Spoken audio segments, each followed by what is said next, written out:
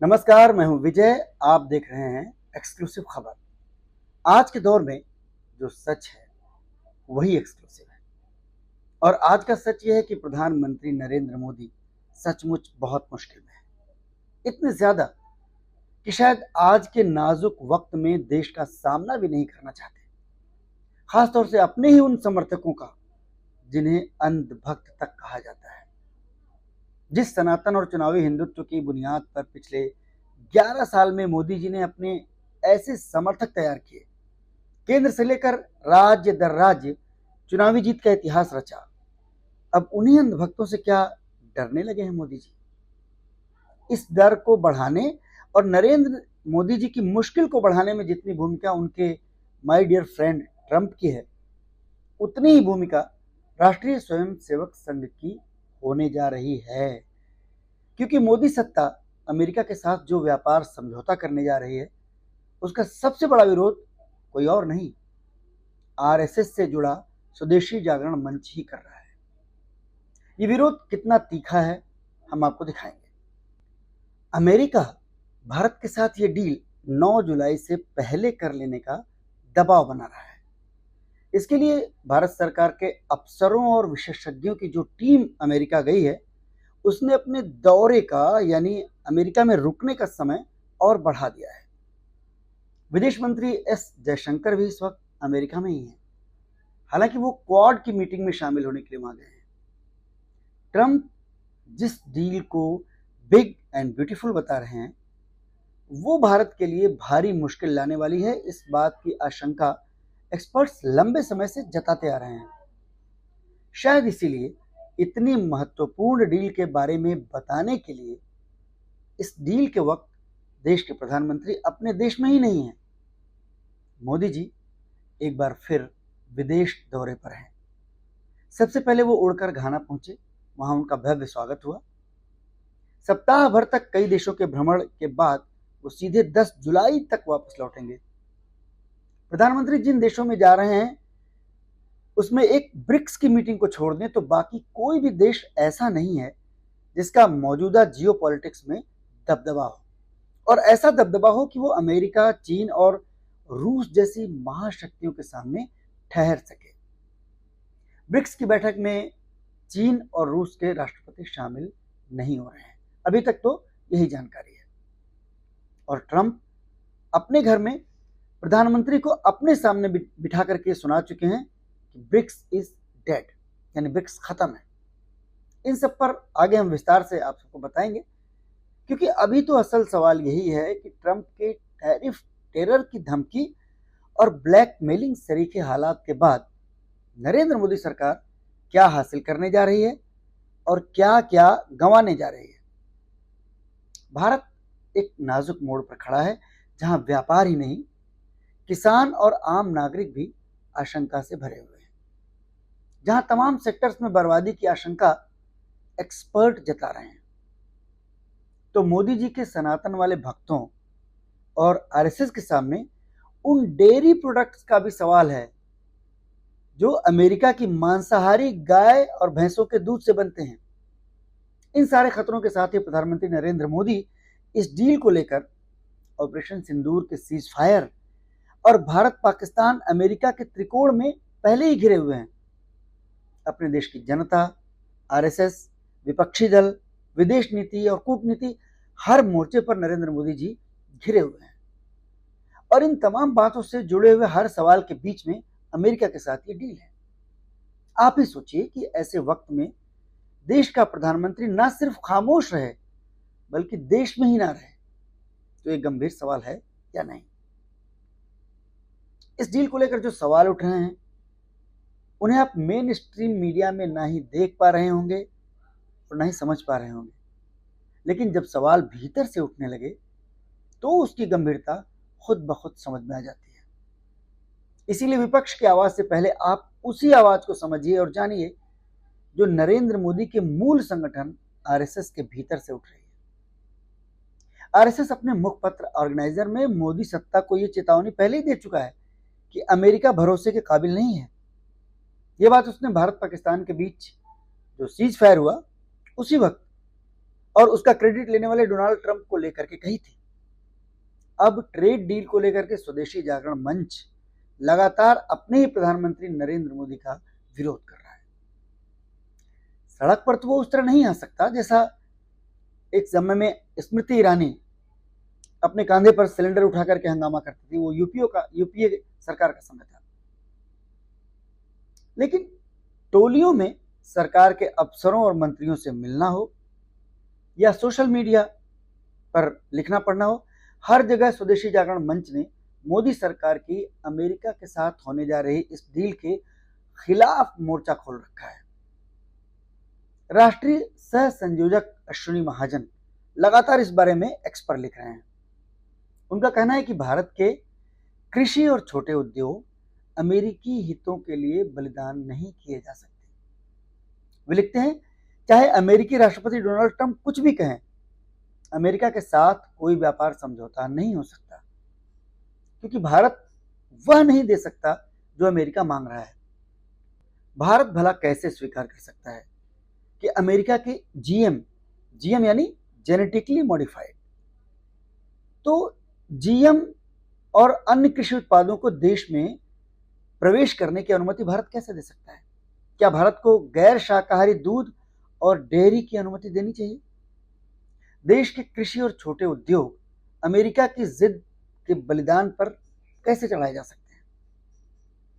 शुक्र है कि मोदी सत्ता के 11 साल बाद स्वदेशी जागरण मंच रीढ़ सीधी करने की कोशिश तो कर रहा है, वरना एक प्रचारक की सत्ता सर्वोपरि वाली सोच ने सिर्फ बीजेपी ही नहीं, आरएसएस और उससे जुड़े हर संगठन को खामोश कर दिया है, हाशिए पर पहुंचा दिया है। चाहे वो राम मंदिर आंदोलन से जुड़े विश्व हिंदू परिषद और बजरंग दल हो, चाहे आदिवासी कल्याण से जुड़े वनवासी संगठन हो, सब के सब कॉरपोरेट के हाथों सौंपे जा रहे जल जंगल जमीन को सिर्फ खामोशी से देख रहे हैं, चुपचाप। स्वदेशी जागरण मंच के राष्ट्रीय सह संयोजक अश्विनी महाजन लेखक हैं, प्रोफेसर हैं, यानी उन्हें आरएसएस के थिंक टैंक में शुमार किया जाता है। एक और सोशल मीडिया पोस्ट में महाजन ने मोदी सरकार को खस्ताहाल इकोनॉमी के मुद्दे पर घेरा। उन्होंने लिखा कि प्रवासी भारतीय लगातार विदेशी मुद्रा भंडार को बनाए रखने और रुपए को स्थिर रखने में मदद करते रहे हैं, अन्यथा वैश्वीकरण के समर्थकों ने मुक्त व्यापार के नाम पर भारी व्यापार घाटा और रुपए में लगातार गिरावट लाने में कोई कसर नहीं छोड़ी है। अब समय आ गया है कि हम भारतीय उद्योग जगत को आत्मनिर्भर भारत के सिद्धांत के आगे साथ आने में मदद करें।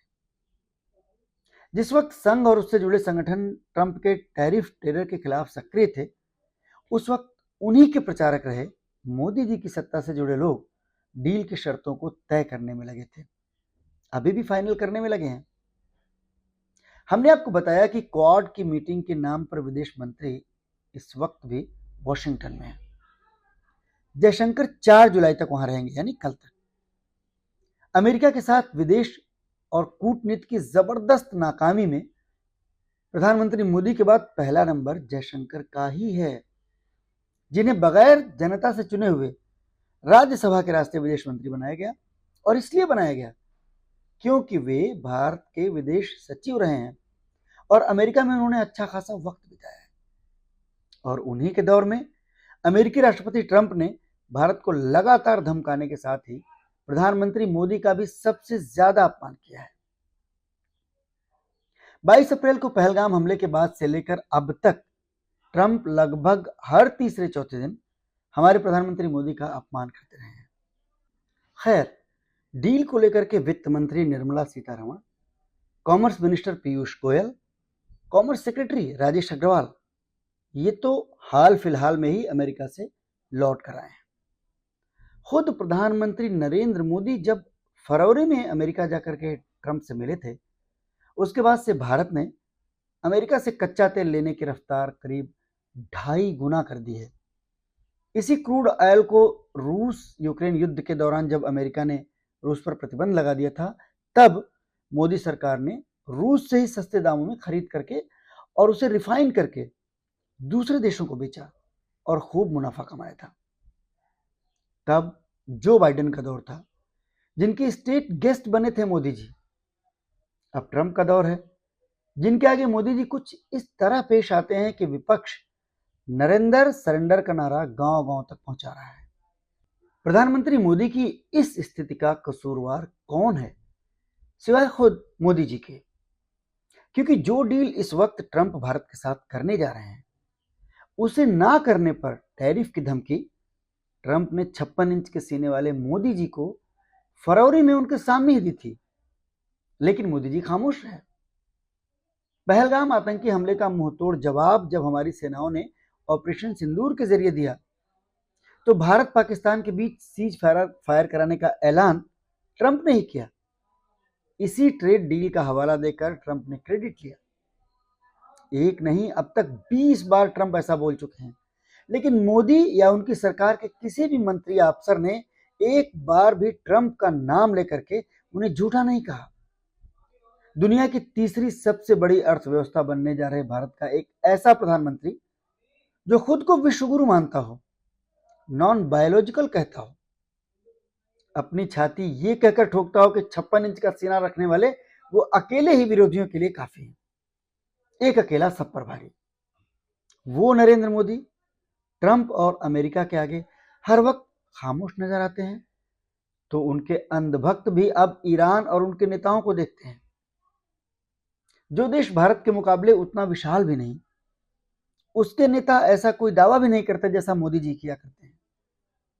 लेकिन ईरान ने एक साथ अमेरिका और इजराइल को सीज फायर के लिए मजबूर कर दिया। ईरान आज भी कहता है कि राष्ट्र के स्वाभिमान और सुरक्षा की कीमत पर अमेरिका के साथ कोई समझौता नहीं होगा। भारत में भी यही आवाज खुद राष्ट्रीय स्वयंसेवक संघ उठा रहा है। संघ का कहना है कि अमेरिका के साथ ऐसी कोई डील होनी ही नहीं चाहिए, लेकिन प्रधानमंत्री मोदी खामोश हैं।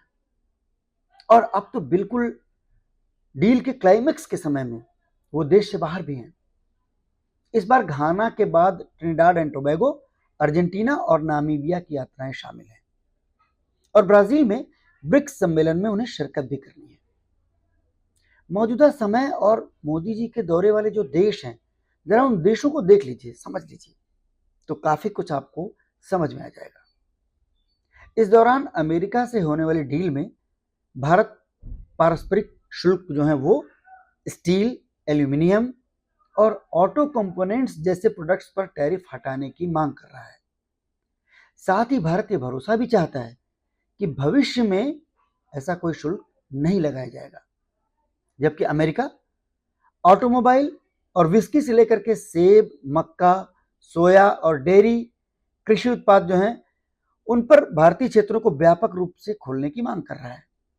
अब भारत अगर बार्टर सिस्टम के तहत कुछ सेक्टर्स में छूट हासिल कर लेता है, तो उसे अमेरिका के लिए ऐसे सेक्टर्स खोलने होंगे जहां छोटे और कृषि से जुड़े लोगों की कमर टूटना तय माना जा रहा है। एक्सपर्ट्स यही बता रहे हैं।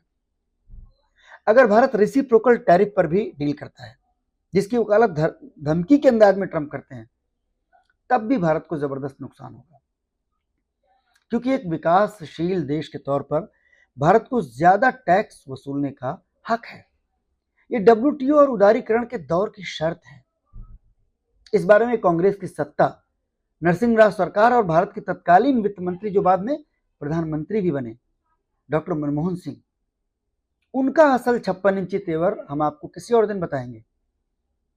फिलहाल तो आप तेल देखिए, तेल की धार देखिए, और नरेंद्र मोदी के प्रधानमंत्री बनने से भी पहले से लेकर आज तक के जुमलों का जो सच है उसको परखिए, क्योंकि सिर्फ अमेरिका नहीं, चीन भी भारत आने वाले रेयर अर्थ मेटल से लेकर के फर्टिलाइजर्स तक पर रोक लगा चुका है।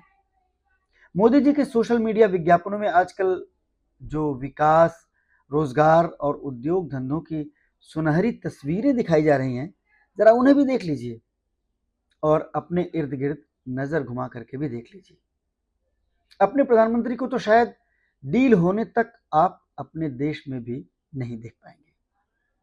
बहुत बहुत धन्यवाद।